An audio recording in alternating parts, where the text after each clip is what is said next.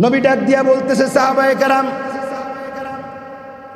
বনি ইসরাইলের জামানায় তিনজন নওজোয়ান যুবক তিনজনে মিলে ব্যবসার কাজে রওনা করছে। বহুদূর তাদের যাত্রা। তিনজন যুবক অতিক্রম করছে রাস্তা। দুপুর হয়ে যায়, বিকাল হয়ে যায়, সূর্য আস্তে আস্তে ডুবা শুরু করে দেয়, অন্ধকার নেমে আসে, সন্ধ্যা ঘনিয়ে আসে। এই দিক দিকে আকাশের অবস্থাও ভালো না।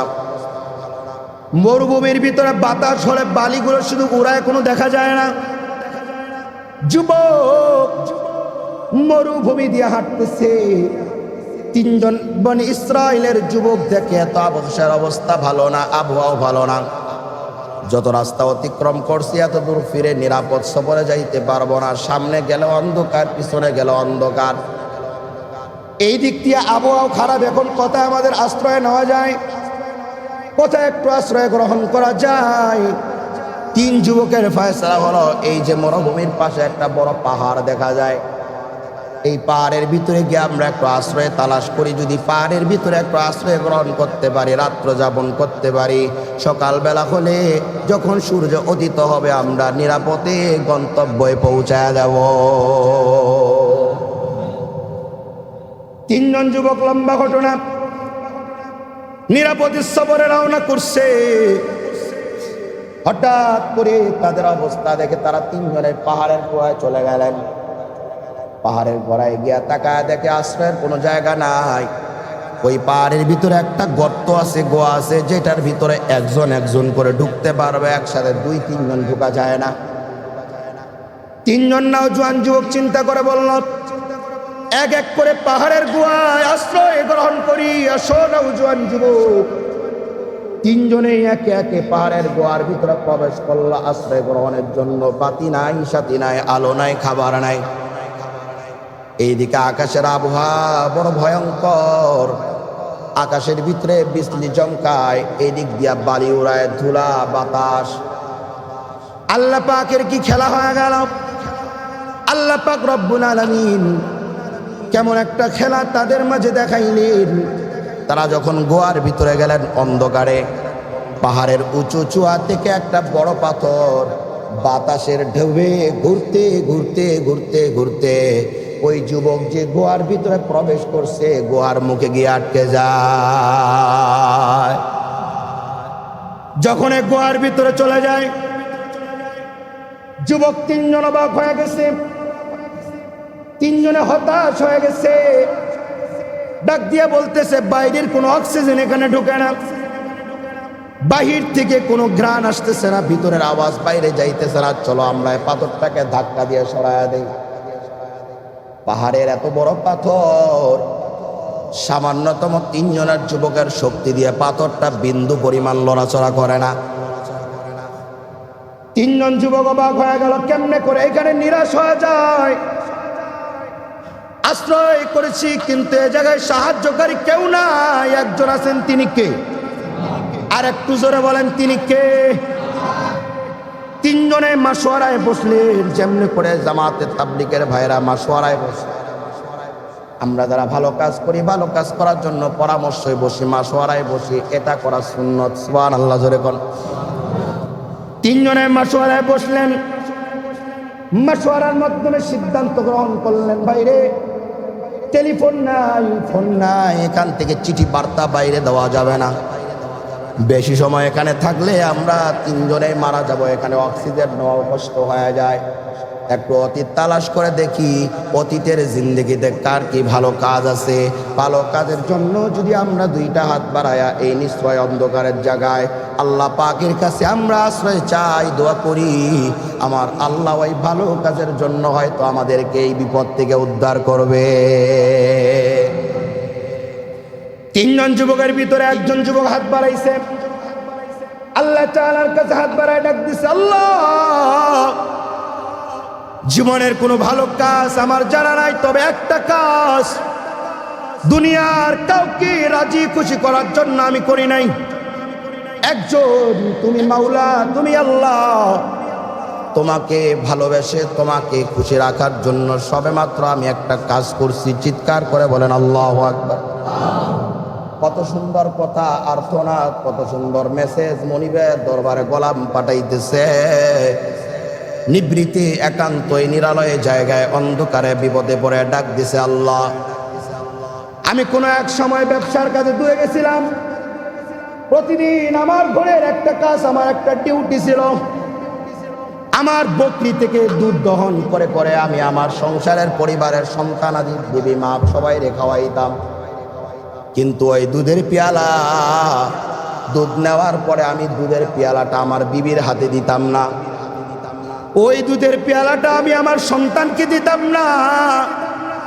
দুধের পেয়ালাটা আমি আমার বিবি কাউরে দিতাম না। সর্বপ্রথম দুধটা আমি নিজের হাতে করে উঠিয়ে গরম করে আমার অসুস্থ মা বদনের বৃদ্ধা মার নিয়া আমার হাতের কান্দে লইয়া আমার মাকে পান করাইতাম, আর তারপরে আমার বিবিরে দিতাম, আমার সন্তানরে দিতাম। এর সারা আমি তোমারে খুশি সারা এই আমল কারো জন্য করি না। এই যুবকটা আল্লাহকে বলে, আল্লাহ তুমি জানো ব্যবসার কাজে বহু দূরে গেছি, আসছি ঘরে। মনে করেন এখান থেকে কেউ পঞ্চগড়ে গেছে, পঞ্চগড়ের ব্রিজ নাই, নদীটা পার হওয়া লাগবে, ওই পাশে নৌকা দিয়ে পার হওয়া লাগবে। রাত হয়ে গেছে, ঘরে ঢুকতে হবে, নৌকা নাই, মাঝি নাই। অপেক্ষমান গনতে গনতে সন্ধ্যা ঘনিয়ে গেছে, এশা হয়ে গেছে, রাত 10টা বাজে গেছে, 12টা বাজে গেছে, গভীর রজনী হইছে। 12টার পরে একটা নৌকা করে আমরা নদী পার হয়ে ময়দান দিকে নিজের ঘরে আসলাম। আসার পর ঘরের ভিতরে ঢোকার পরে সর্বপ্রথম আমি আমার গাভীটার থেকে দুধ দহন করে নিলাম। যুবক আল্লাহ তাআলাকে বলে, আল্লাহ দুধটা দহন করার পরে আমি যখন ঘরের ভিতরে প্রবেশ করলাম, আমার বিবির 2 চোখের পানি টকবক তলবর করে শুধু লড়াচড়া করে। আমার সন্তানগুলো আমার পায়ের আওয়াজ পেয়ে ঘুম থেকে জাগ্রত হয়েছে। আল্লাহু আকবার বলেন। আমার সন্তানগুলো ক্ষুধার্ত আর্তনাদ চিৎকার করে। 2টা সন্তান এসে আমি আমার বাবার পায়ে 2 পাশে সন্তান 2টা হামাগুড়ি পেয়ে জড়ায় ধরছে আর আমাকে ডাক দিছে, বাবা সারা দিন অনাহারে ছিলাম, মা গাভীর দুধ আমারে খাওয়াইতে পারে নাই, খাবারটা দাও, ক্ষুধার্ত যন্ত্রণা। ও মালিক, আমি ওই খাবারটা আমার সন্তানকে দেই নাই, নিষ্ঠুর মনটা বানা। আমার সন্তানকে আমি আমার হাত দিয়ে চিৎকার সরাইয়া আমার মার মাথার সামনে গিয়া দাঁড়াইয়া আম্মার চেহারার দিকে 2 নয়ন পেলে পেলে চাইছিলাম, মা কখন 2 চোখ খুলবে, আমি আমার মায়ের মুখের ভিতরে দুধের পেয়ালা দিব। আল্লাহু আকবার জোরে বলেন।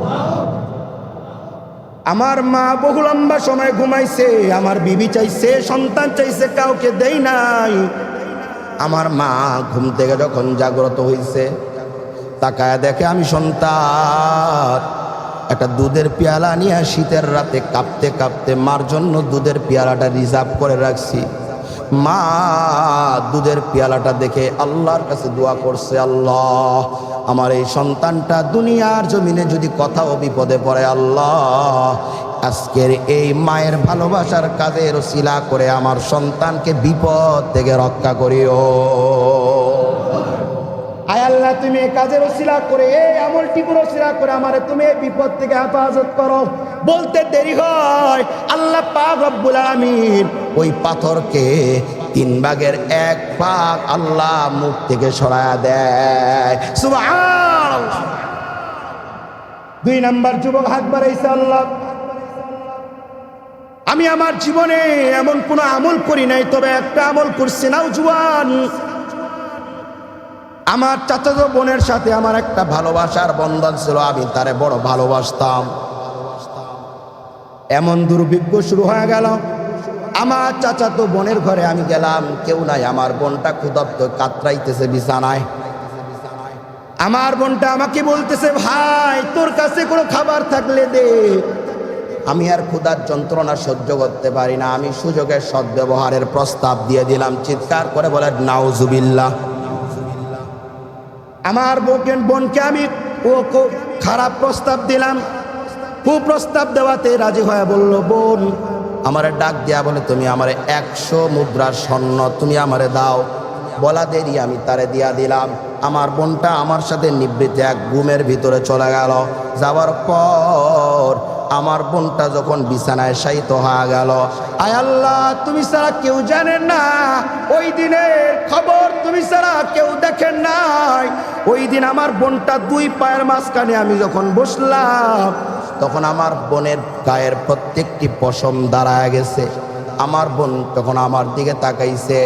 আমি দেখি আমার বোনের চাচাতো বোনের 2 চোখ বেয়ে বেয়ে পানি পড়ে বালিশের 2 পাশের কোনাগুলো ভিজে গেছে। আমি ডাক দিয়া বলছি, তুমি কাঁদো কেন বোন আমার? বোনটা জায়গায় ডাক দিছে, ভাই ক্ষুধার যন্ত্রণায় খারাপ প্রস্তাবে রাজি হয়ে গেছি, কিন্তু তুমি জানো না, ইন্নী আখাফুল্লাহ। কেউ দেখে না, কেউ দেখে না, কিন্তু একজন দেখছে। ভাই তুমি কেমনে করে আমার দিকে তোমার হাত পা গাইতেছো বলে, কে দেখে? কেউ দেখে না, একজন আমার আল্লাহ দেখে। যুবক হাত বাড়ায় বলে, আল্লাহ, ওই দিনের ভালো কাজের ওসিলায় আমি আমার বোনটাকে ছাড়িয়া দিছিলাম, যখন তোমার কথা স্মরণ করেছি, ওই কাজের ওসিলা করে বিপদ থেকে আমাকে রক্ষা করো।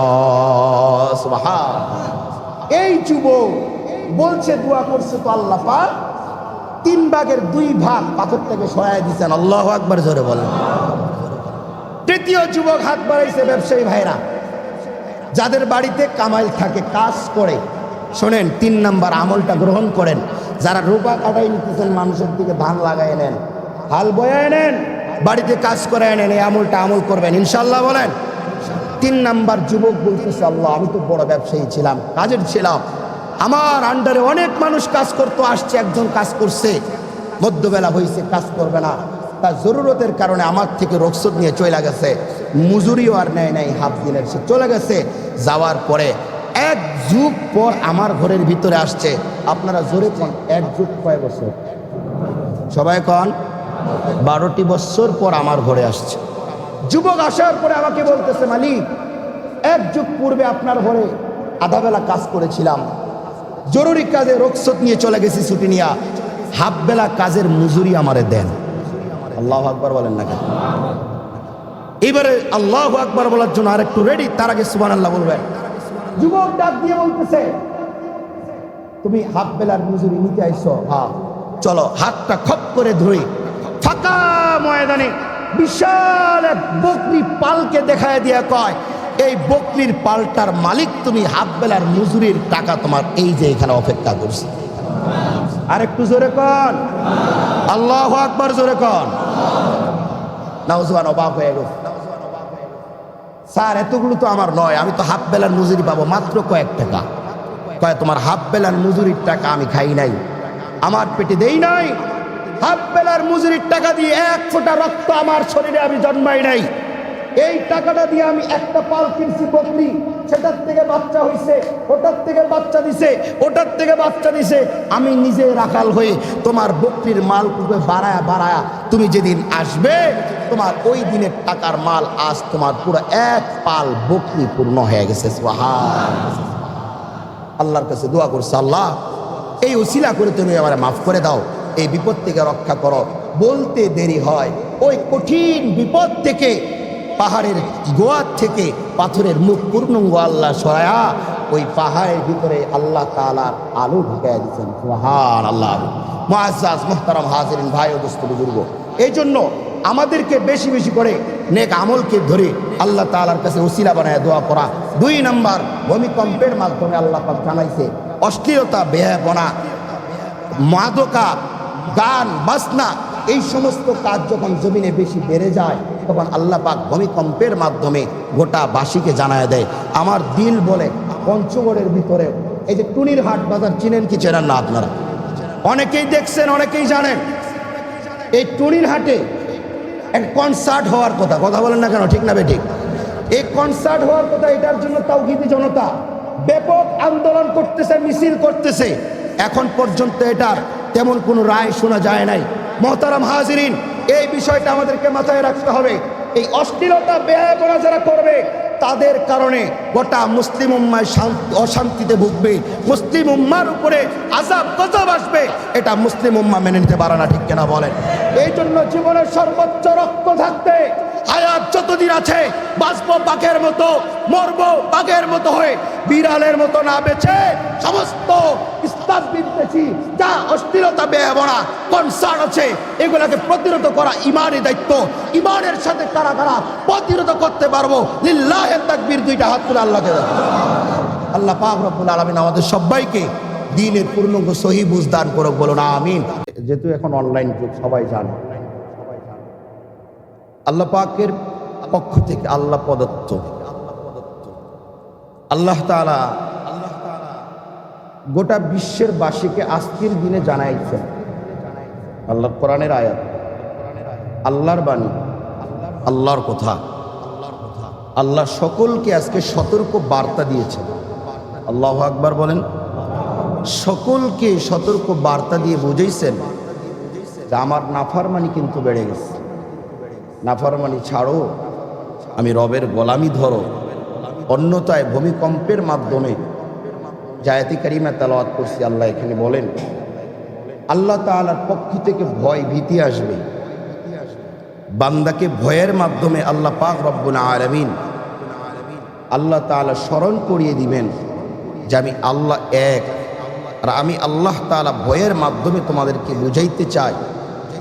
এই ভয়গুলি যেমনি তোমাদের সামনে সংঘটিত হবে, এই ভয়ের দৃশ্যগুলা দিয়েই আমি আল্লাহ তাআলা কিয়ামত সংঘটিত করব।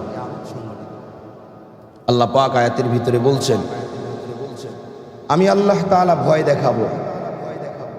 আমি আল্লাহর ভয় বড় শক্ত ভয়, বড় কঠিন ভয়। আমি আল্লাহ তাআলা এমন ভয় দেখাবো যে ভয় আসমান থেকে বজ্রপাত হবে। ছোট্ট ছোট্ট বাচ্চারা মাকে জড়ায় ধরে চিৎকার করবে, আত্মনাদ করবে, মানুষ ছুটাছুটি করবে, এদিক সেদিক পালাপালি করবে, কিন্তু স্থান কোথাও পাবে না যেখানে আশ্রয় গ্রহণ করবে। এত বড় ভয়ঙ্কর বজ্রপাতের কথা আল্লাহ পাক কোরআনুল কারীমের ভিতরে বলছেন। আল্লাহ আয়াতের আরেক অংশই বলছেন এখানে শুধু বজ্রপাত হবে না, আমি আল্লাহর পক্ষ থেকে টানা আসমান থেকে বৃষ্টি দিয়ে আমি আল্লাহ তাআলা আমার গোলামকে ভয় প্রীতি প্রদর্শন করি। আল্লাহ পাক রব্বুল আলামিন বলছেন শুধু তাই না, আমি আল্লাহ পাক রব্বুল আলামিন জমিনকে কাঁপিয়ে পাহাড় পর্বত খাল বিল গাছপালা বাড়ি দালান কোটা যা আছে সব আমি আল্লাহ মুহূর্তেই লাড়াচাড়া দিয়ে ভূমিকম্পের মাধ্যমে আমি আমার গোলামকে দেখাবো, আমার গোলামকে স্মরণ করিয়ে দিব যে তোমাদের পাপাচার অশ্লীলতা বেহায়াপনা তোমাদের সমাজে বেড়েই চলছে, বেড়েই যাচ্ছে। রবের নাফরমানি বাড়তে বাড়তে সীমা লঙ্ঘন হয়ে যাচ্ছে। খবরদার, সাবধান হয়ে যাও, রবের গোলামিতে আসো, অন্যথায় ভূমিকম্প দিয়ে আল্লাহ তাআলা বুঝাইছেন। ঠিক এমনিভাবে ভূমিকম্পের মাধ্যমে পূর্বে অনেক জাতিকে আল্লাহ তাআলা ধ্বংস করেছেন। ঠিক আল্লাহ পাক বলছে যারা ভূমিকম্প দেখে এখনও সতর্ক হবে না, আল্লাহর পক্ষ থেকে আরো শক্ত আযাব আসছে, অপেক্ষা করে। আল্লাহ পাক রব্বুল আলামিন আল্লাহ পাক রব্বুল আলামিন বলেন ভূমিকম্প ভয় প্রীতি প্রদর্শন করার জন্য আমি আল্লাহ তাআলা আমার বান্দার মাঝে দিলাম। তারপরেও যদি তাদের জিহানের ভিতরে আসে না, ধরে না যে আমার আল্লাহ তাআলা কত বড় ভয় দেখাইতে পারেন। সামান্যতম আজকে কয়েক মিনিটের ব্যবধান, মাটি কত দূর স্তরের পরে পানি, শত শত ফিট খোঁড়ার পরে মাটির নিচে পানি পাওয়া যায়। আর ওই শত ফিট খোঁড়ার জন্য নিচে অনেক পাথরও সরায় দেওয়া লাগে। কথা বলেন ঠিক না বেঠিক? এই যে শক্ত জমিনটাকে খনন করে এরপরে সেইখান থেকে নিচে পানি উত্তোলন করা হয়। এত শক্ত ভূমি, এত শক্ত জমিন, তারপর আল্লাহ পাক রব্বুল আলামিনের ছোট্ট একটা আদেশে হুকুমে আল্লাহ পাক রব্বুল আলামিন আদেশ করছে, দুনিয়াবাসীরা তাকায় দেখ, আমি আল্লাহ পাকের ধরা বড় শক্ত ধরা। আল্লাহ পাক রব্বুল আলামিন সূরা হজ্জে প্রথমে বলে, ইয়া আইয়ুহান নাসুত্তাকু রাব্বাকুম ইন্না জালজালাতাস সাআতি শাইউন আযীম।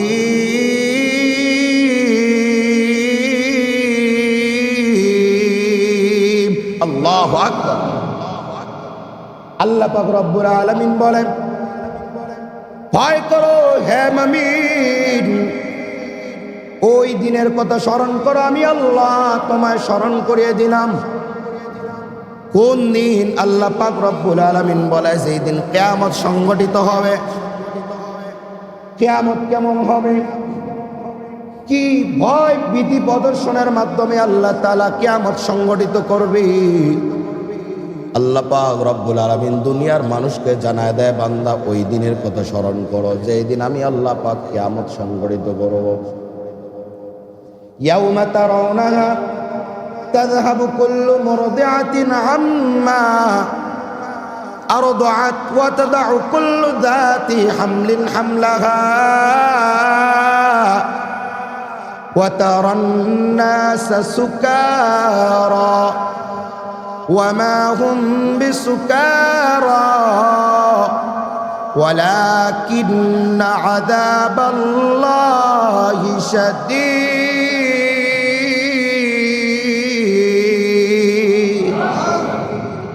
আল্লাহ পাক রব্বুল আলামিন বলেন, আমি আল্লাহর ভয়কে স্মরণ করো, ওই দিনের কথা খেয়াল করো, যেই দিন আমি আল্লাহ তাআলা কিয়ামত সংগঠিত করব। কিয়ামতের দিন আমি আল্লাহ তাআলা পৃথিবীটা এত জোরে লাড়াচাড়া দিব, মুহূর্তে গোটা পৃথিবীটা উলট পালট হয়ে যাবে। মানুষ কত কোটি কোটি টাকা খরচ করে বড় বড় দালান বানায়, কোটি কোটি টাকা খরচ করে কত প্রাসাদ বানায়। আল্লাহ পাক রব্বুল আলামিন আয়াতের ভিতরে বুঝায় বললাম, যত বড় প্রাসাদ বানাও, যত বড় আলিশান দরবার বানাও, বাড়ি বানাও, ঘর বানাও, ওই দিনের কথা স্মরণ করো, যেই দিন আমি আল্লাহ কিয়ামত কায়েম করব। ওই দিন পৃথিবীটা আমি আল্লাহ তাআলা জমিনকে সবেমাত্র একটু আদেশ করে দিব। আল্লাহ পাক রব্বুল আলামিন সূরা ইয়াসিনে বলেন, ইন্নামা আমরুহু ইযা আরাদা শাইআন আন ইয়াকুলা লাহু কুন ফায়াকুন।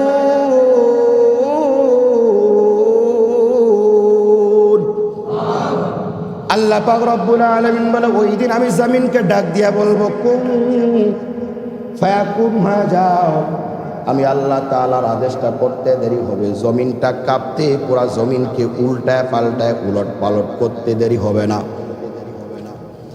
আল্লাহ পাক রব্বুল আলামিন আয়াতের অংশে বলেন, ওই দিন আমি আল্লাহ পাকের এত আদেশ হবে, আমি শুধুমাত্র বলবো কুন ফায়াকুন, হয়ে যাও। আল্লাহ পাক রব্বুল আলামিনের পক্ষ থেকে আসমান ভেঙ্গে চূর্ণ বিচূর্ণ হয়ে জমিনে মানুষের উপরে পড়বে। ওই দিনের কথা গোলাম স্মরণ করো। আল্লাহ পরে ওই দিনের ভয়ের কথা স্মরণ করো, যেই দিন আমি আল্লাহ পাক রব্বুল আলামিন পাহাড়গুলোকে ধুলার মতো করে উড়ায় উড়ায় মানুষের সামনে শেষ করে দিব। আল্লাহু আকবার বলেন। একটা পাহাড় কত ভারী হয়, একটা পর্বতের কি পরিমাণ ওজন হয়। আল্লাহ পাক রব্বুল আলামিন পাহাড়ের ব্যাপারে বিস্তারিত কোরআনে লম্বা আয়াত নাজিল করছেন। আল্লাহু আকবার।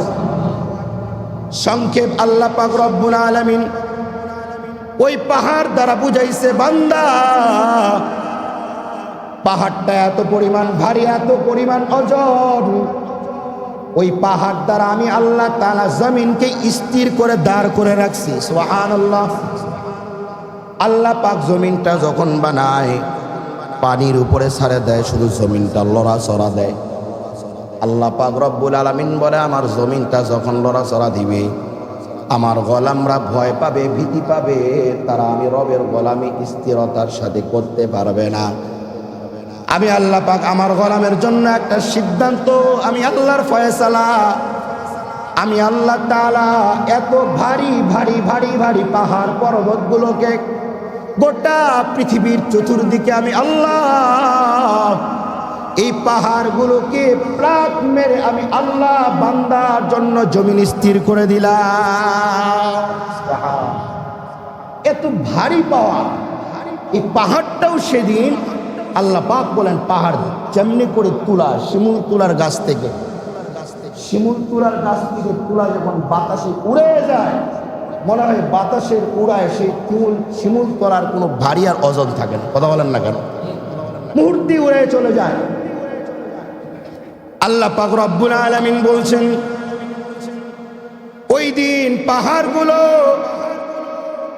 শিমুল তলার মতো উড়া উড়া উড়া চতুর্দিক ধ্বংস হয়ে যাবে। ওই দিনের কথা স্মরণ করো, বড় বাক্য কঠিন ব্যবহার করছে আল্লাহ। আমি আল্লাহ পাকের আযাব বড় কঠিন, আমি আল্লাহ পাকের গজব বড় কঠিন।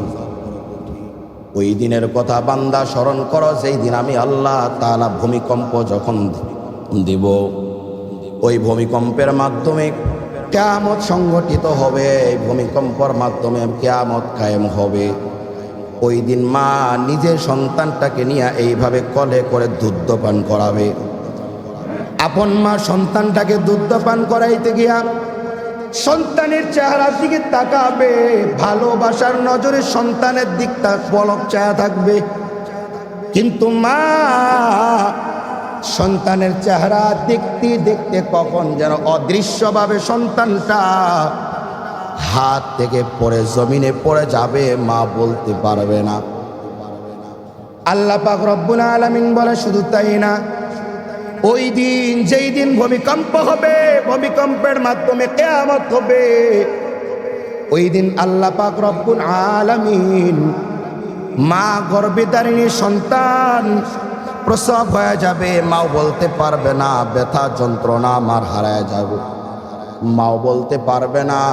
আল্লাহ পাক রব্বুল আলামিন বলে ওই দিনের কথা স্মরণ করো। ওই দিনের কথা গোলাম যদি স্মরণ করে তার ইস্তেগফারের আমলে আসতে পারে। আল্লাহ পাক রব্বুল আলামিন আজকে জুমা দিনে যে ভূমিকম্প দান করছে, আল্লাহ পাক রব্বুল আলামিন ইস্তেগফারের মাধ্যমে বান্দাকে মাফ করে ভূমিকম্পর আযাব থেকে রক্ষা করবে। জোরে বলেন সুবহানাল্লাহ। এই যে আমার এখনই খেয়াল হয়ে গেল, সামান্যতম ভূমিকম্প নয়, ছোট বড় বিপদ আপদ যা সম্মুখীন গোলাম হবে, আযাব আসবে, গজব আসবে কার পক্ষ থেকে? বলেন না কেন? আল্লাহ পাকের পক্ষ থেকে আসবে। শোনা যায় না? শেষ পর্যন্ত শোনা যায় তো? এমনি কেটে গেছে,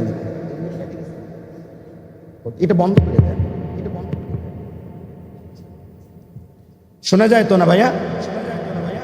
আল্লাহ পাক রব্বুল আলামিন যে হালতেই বান্দা থাকে, বান্দার যেমন গুনাহ আছে, বান্দার ছোট্ট ছোট্ট বিন্দু হলেও যে কোনো নেক আমলের ভালো একটা কাজও তার গুণ আছে। কথা বলেন না কেন? আছে কি না? অবশ্যই আছে। আল্লাহ পাক এই কেন্দ্রিক করে মানে ইসরায়েলের একটা ঘটনা, মুহাম্মদ আরবি সাল্লাল্লাহু আলাইহি ওয়াসাল্লাম, আপনার আমার নবী, নাম সকলেই পড়ি, মুহাম্মদুর রাসূলুল্লাহ সাল্লাল্লাহু আলাইহি ওয়াসাল্লাম। প্রসিদ্ধ একটি ঘটনা, সাহাবায়ে কেরামদেরকে শুনাইতেছিলেন নবী। সুবহানাল্লাহ বলেন। আল্লাহ রাসূল বলছেন যে আমার উম্মতরা যখন বিপদের সম্মুখীন হবে, আল্লাহ প্রদত্ত কোনো আযাব আসবে, গজব আসবে, তারা যদি আল্লাহ পাকের কাছে তার অতীতের ভালো কাজের জন্য ওসিলা বানায় দোয়া করে আর তাওবা ইস্তেগফার করে, তো আল্লাহ পাক রব্বুল আলামিন ওই বিপদ থেকে আমার উম্মতকে আল্লাহ তাআলা স্বয়ং হেফাজত করবেন। সুবহানাল্লাহ।